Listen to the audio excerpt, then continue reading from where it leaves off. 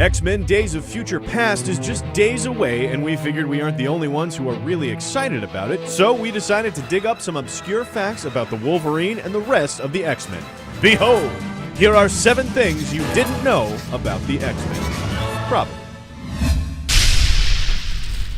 One X-Man everybody knows is Wolverine, aka Logan. Well, you probably didn't know that Logan actually isn't his real name either. The Wolverine's real name is James Howlett. This was revealed in the Origins comic series, where we learn that he took the name from a character named Dog Logan, a family friend who later betrayed him. We're glad he didn't steal the name Dog, though. Wolverine is just way cooler.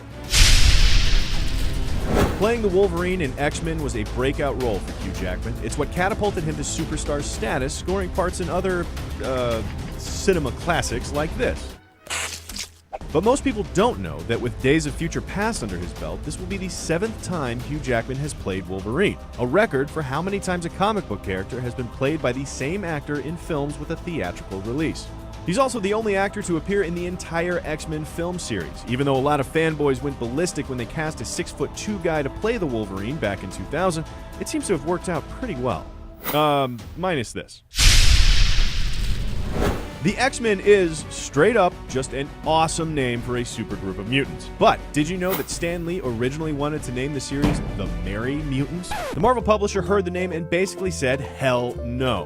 Which is a really good thing, because I don't think I'd be as excited to see The Merry Mutants Days of Future Past. There are actually way more X-Men than most people realize. While Days of Future Past shows us X-Men that have never been on film prior, there are some mutants in the X-Men universe that we're pretty sure will never, ever make it to the silver screen, because they're terrible. One such character was Skin, whose superpower was having several feet of saggy, stretchy skin that he could control.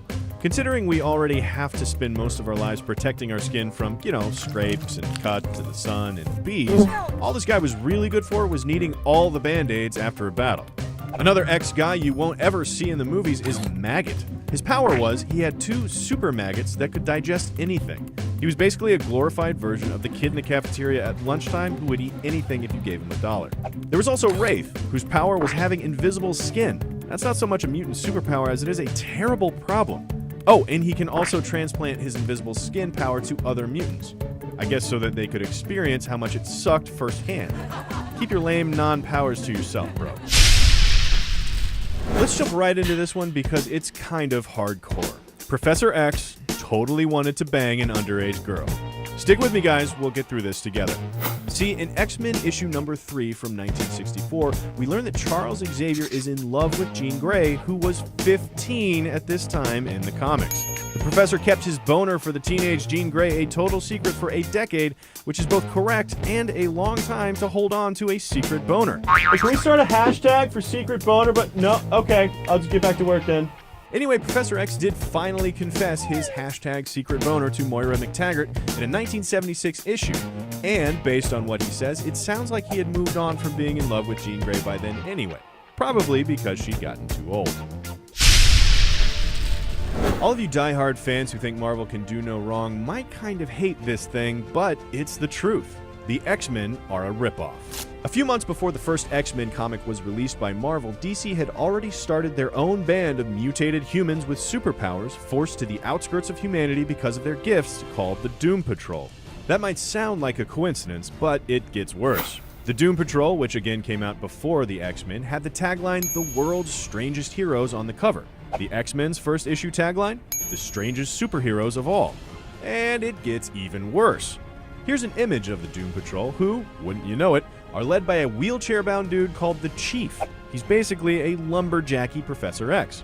And one more thing. The Doom Patrol battles with the Brotherhood of Evil, which sounds a lot like Magneto's group in X-Men, the Brotherhood of Evil Mutants. But by a lot like, I mean it's literally the exact name plus the word mutants. Let's bring things full circle and close this one out with the Wolverine. You probably didn't know that Wolverine is actually technically obese. Go fuck yourself. Since he's only 5'2" and his metal skeleton makes him weigh about 300 pounds, he's actually in the extreme obesity range based on his BMI. Hey, Biggest Loser, I've got an idea for your next season. You'll thank me later. That's it for today, but there are lots of other fun X-Men facts that we didn't have time for. So, sound off in the comments and let us know if you guys have any good ones. Thanks for watching, and subscribe to Cinefix for more true-ish things about movies and sometimes mutants right here on Things You Didn't Know.